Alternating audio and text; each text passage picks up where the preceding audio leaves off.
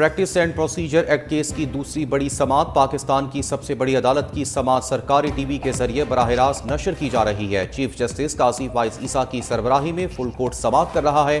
دوران سماعت chief justice نے ریمارکس دیے، کوشش ہوگی آج کیس کا اختتام کر لیں۔ سنوائی کا مطلب یہ نہیں دونوں بحث کرتے جائیں۔ سپریم کورٹ میں پہلے ہی بہت مقدمات زیر التوا ہیں، ایک کیس لے کر بیٹھ گئے تو باقی کیسز بڑھ جائیں گے۔ اختیارات کو کم نہیں بانٹا جا رہا ہے۔ اس قانون کا اطلاق آئندہ کے چیف جسٹس پر بھی ہوگا۔ چیف جسٹس کا اختیار اور پارلیمنٹ کا اختیار آمنے سامنے ہے۔ کچھ ججز ایسا نہیں سمجھتے۔ جسٹس اعجاز الاحسن نے کہا، ایکٹ نے چیف جسٹس کے اختیارات کو ججز کمیٹی پر تقسیم کر دیا۔ سپریم کورٹ خود اپنے اختیارات کو ایک یا جتنے بھی ججز میں تقسیم کر سکتی ہے۔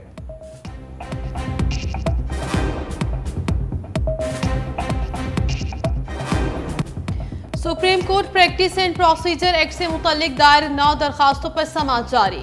درخواست گزار نیاز اللہ کے وکیل اکرم چودھری نے دلائل کے دوران سابق وزیر اعظم سے متعلق خبر پڑھ دی۔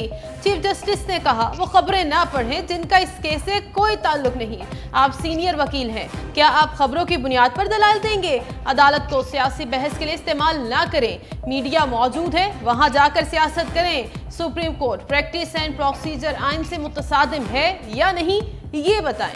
پارلیمنٹ قانون سازی کر سکتا تھا یا نہیں، اس بحث میں نہیں جانا چاہیے۔ Supreme court practice and procedure اب قانون بن چکا ہے، حسب بل کبھی قانون بنا ہی نہیں تھا۔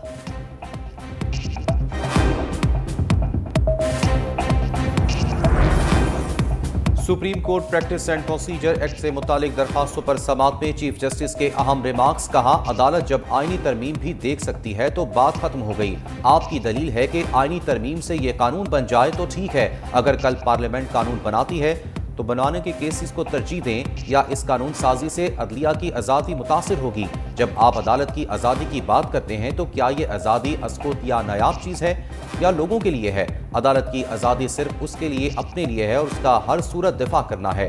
عدالت کی آزادی لوگوں کے لیے نہیں ہے، اس بات پر روشنی ڈالیں۔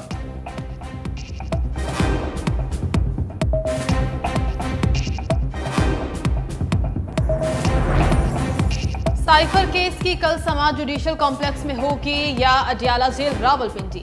آفیشل سیکرٹ ایکٹ عدالت کے جج نے وزارت قانون سے رائے طلب کر لی۔ جج ابوالحسنات ذوالقرنین نے خط میں استفسار کیا کہ کیا چیئرمین پی ٹی آئی کو عدالت لانے کے لیے کوئی سیکیورٹی خدشہ ہے؟ اگر سیکیورٹی خدشات نہیں تو کیس کی سماعت جوڈیشل کمپلیکس میں ہوگی۔ چیئرمین پی ٹی آئی اہم شخصیت، سیاسی جماعت کے سربراہ ہیں، ان کی سیکیورٹی عدالت کو مد نظر رکھنی پڑے گی۔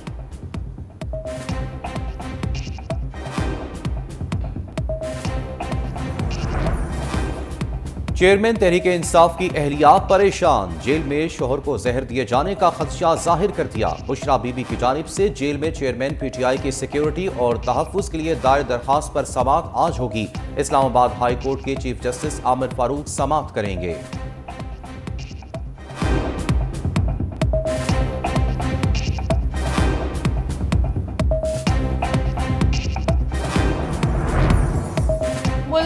امن و امان کی صورتحال، قومی ایپیکس کمیٹی کا اجلاس جاری۔ نگراں وزیر اعظم انوار الحق کاکڑ قومی ایپیکس کمیٹی کے اجلاس کی صدارت کر رہے ہیں۔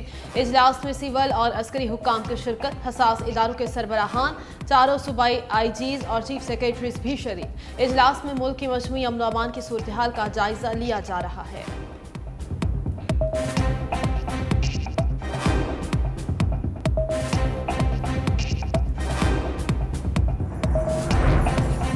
نواز شریف 21 اکتوبر کو لاہور میں مینار پاکستان پر جلسے سے خطاب کریں گے۔ موجودہ معاشی سیاسی بحرانوں کا حل پیش کریں گے۔ رہنما مسلم لیگ نون رانا ثناء اللہ کی نیوز کانفرنس، کہا آج ہم معاشی طور پر تباہی کے دہانے پر کھڑے ہیں۔ قوم کو ایسے لیڈر کی ضرورت ہے جو مشکلات سے نکالے۔ نواز شریف جیسے لیڈر کی ضرورت ہے جو ملک کو دوبارہ ٹریک پر لا سکے۔ پاکستان کو دوبارہ سے بحران کا شکار کیا گیا، اس فتنے کی حکومت سے نہ ہٹاتے تو ملک ڈیفالٹ کر جاتا۔ نئے پاکستان کا تجربہ نہ کیا جاتا تو سی پیک بن جاتا۔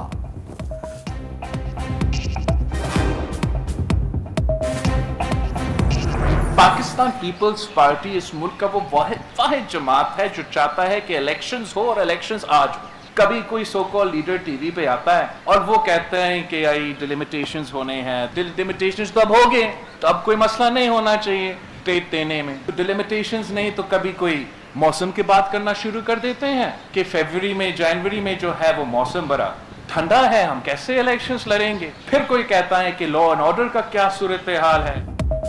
बिलावल भुट्टो ने इलेक्शन में हीले बहाने करने वालों पर लफ्जी तीर बरसा दिए। मुंतखब बल्दियाती नुमाइंदों से खिताब करते हुए कहा, कोई हल्का बंदियों की बात करता है, कोई कहता है मौसम ठंडा होगा। जब तक इलेक्शन की तारीख का नोटिफिकेशन नहीं आता चैन से नहीं बैठेंगे। पीपल्स पार्टी वाहिद जमात है जो चाहती है इलेक्शन वक्त पर हो। हम अपना हक लेना जानते हैं, सुनवाई ना हुई तो अदालत जाएंगे। नफरत की सियासत की वजह से मुल्क में इस वक्त तकसीम है, कोई किसी दूसरे फरीक से बात करने को तैयार नहीं। अवाम महंगाई और बेरोजगारी की वजह से तकलीफ में है।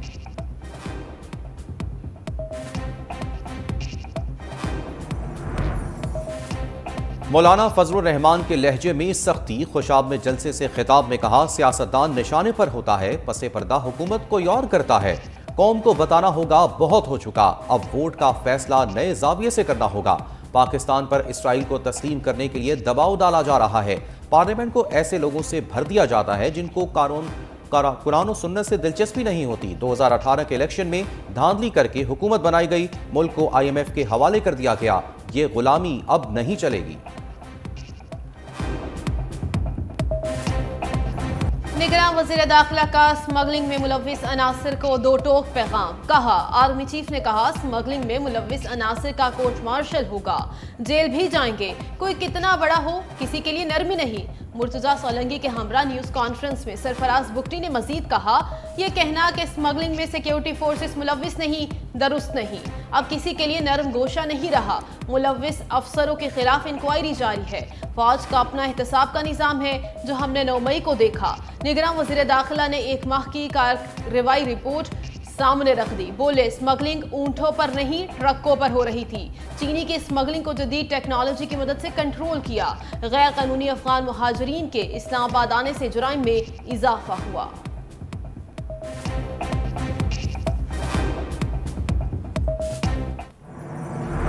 मियां साहब अगर आना चाहते हैं, वो पाकिस्तान की पॉलिटिक्स में हिस्सा लेना चाहते हैं, ये इनकरेजिंग है। और मेरी उस स्टेटमेंट को भी मिस इंटरप्रेट किया गया। मैं आज भी ये कह रहा हूँ, जो मुस्लिम लीग के रहनुमाओं ने मेरे बारे में बात की है, ख़ास तौर पे राना सनाउल्लाह साहब मेरे बड़े भाई हैं, मेरे मोहतरम दोस्तों में से हैं, उनको ये हक है जो भी कहें, मैं उस पर कमेंट नहीं करूँगा। मैं नवाज शरीफ तो वो लीडर हैं जो बेटी समेत खुद जेल जाने के लिए आ गए थे। अल्फाज नरम हुए, निगरान का लहजा भी बदल गया। निगरान वज़ीर दाखिला सरफराज बुगटी का नवाज शरीफ के लिए लफ्जी रिलीफ पैकेज, गिरफ्तारी से मुतल्लिक बयान में तरामीम, साबिक वज़ीर-ए-आज़म को लीडर करार दे दिया। राना सनाउल्लाह की धमकी पर तबसरे से भी गुरेज किया। मुबस्सरीन कहते हैं वफाकी वज़ीर प्रेशर में आकर नवाज शरीफ के कसीदे पढ़ें या ना पढ़ें, ये सवाल अपनी जगह मौजूद है कि अगर अदालतें रिलीफ ना दें तो साबिक वज़ीर-ए-आज़म को गिरफ्तार क्यों नहीं किया जाएगा।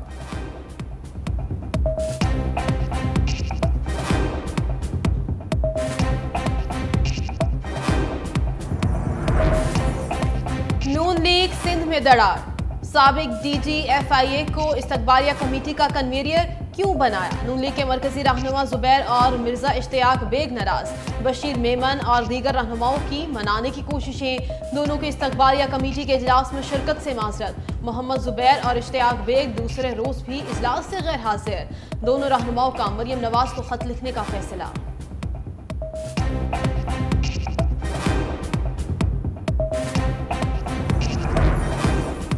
वाइस एडमिरल नवीद अशरफ पाक बहरिया के नए सरबराह मुकर्रर। वाइस एडमिरल नवीद अशरफ को 7 अक्टूबर को एडमिरल के ओहदे पर तरक्की दी जाएगी। तर्जमान पाक बहरिया के मुताबिक तब्दीली कमांड की तकरीब 7 अक्टूबर को इस्लामाबाद में मुनक्किद होगी। वाइस एडमिरल नवीद अशरफ ने 1989 में पाक बहरिया की ऑपरेशंस ब्रांच में कमीशन हासिल किया। अहम कमांडर और स्टाफ ओहदों पर काम करने का वसी तजर्बा रखते हैं।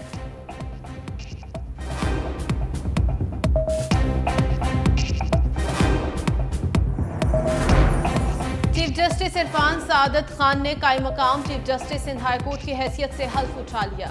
जस्टिस अकील अहमद अब्बासी ने कायम मकाम चीफ जस्टिस से उनके ओहदे का हल्फ लिया।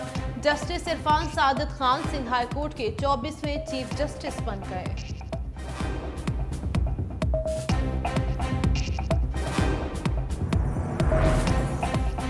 मुल्क की मुख्तलिफ खुसूसी अदालतों में जजेस की तैनाती। वजारत कानून ने 4 जजेस की तैनाती का नोटिफिकेशन जारी कर दिया। डिस्ट्रिक्ट एंड सेशन जज अमजद अली शाह स्पेशल जज central Rawalpindi, district and session जज मोहम्मद नईम शेख को स्पेशल जज सेंट्रल गुजरावाला तैनात कर दिया गया। डिस्ट्रिक्ट एंड सेशन जज राना जाहिद इकबाल स्पेशल जज central Faisalabad, district and session जज तनवीर अहमद को स्पेशल जज सेंट्रल लाहौर तैनात कर दिया गया। वजारत कानून की जानिब से जजेस की तैनातियों डेपुटेशन पर की गई।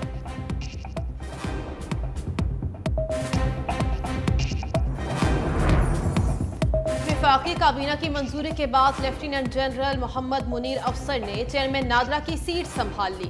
तैनाती का नोटिफिकेशन जारी। लेफ्टिनेंट जनरल मोहम्मद मुनीर अफसर public policy and national security management में एमफिल, आर्मी और यूएन मिशन में आईटी से मुतल्लिक वसी तजुर्बा रखते हैं।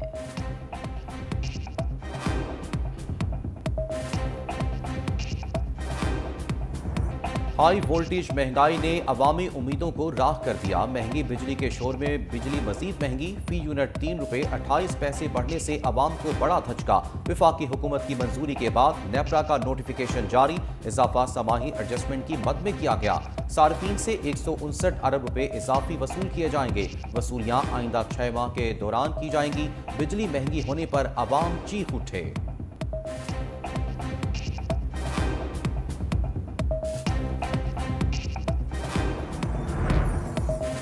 इक़्तिसादी राबता कमेटी का इजलास आज तलब। निगरान वज़ीर ख़जाना डॉक्टर शमशाद अख्तर ECC इजलास की सदारत करेंगी। इजलास में छह एजेंडे पर गौर किया जाएगा। ज़राए के मुताबिक मनसूबाबंदी, तरक्याती और खुसूसी इक़दामात के इशारियों का जायजा लिया जाएगा। रबी की फसल के लिए यूरिया फर्टिलाइजर की सप्लाई की सूरत हाल का जायजा लिया जाएगा।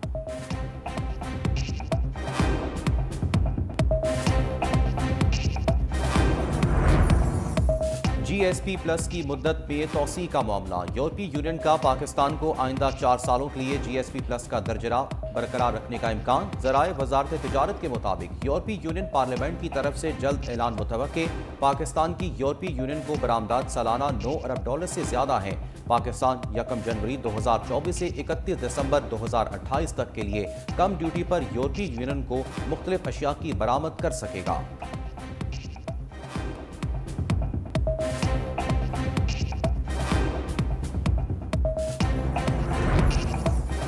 मुल्क भर में FIA का चीनी, डॉलर, पेट्रोल और खास स्मगलिंग के खिलाफ क्रैकडाउन। वजारत दाखिला ने FIA से क्रैकडाउन की तफसीलात मांग ली। डायरेक्टर जनरल FIA की तमाम जोनल डायरेक्टर्स को 2 दिन में रिपोर्ट पेश करने की हिदायत। हवाला हुंडी और करेंसी की गैर कानूनी एक्सचेंज में मुलव्विस अनासर के खिलाफ 172 छापामार कार्रवाइयाँ, 170 मुकदमात दर्ज, 239 मुलजिमान गिरफ्तार, 26 इंक्वायरियों की तफ्तीश भी मुकम्मल। मजमूई तौर पर 66 करोड़ 16 रुपए से जायद मालियत की मुल्की और गैर मुल्की करेंसी बरामद की गई।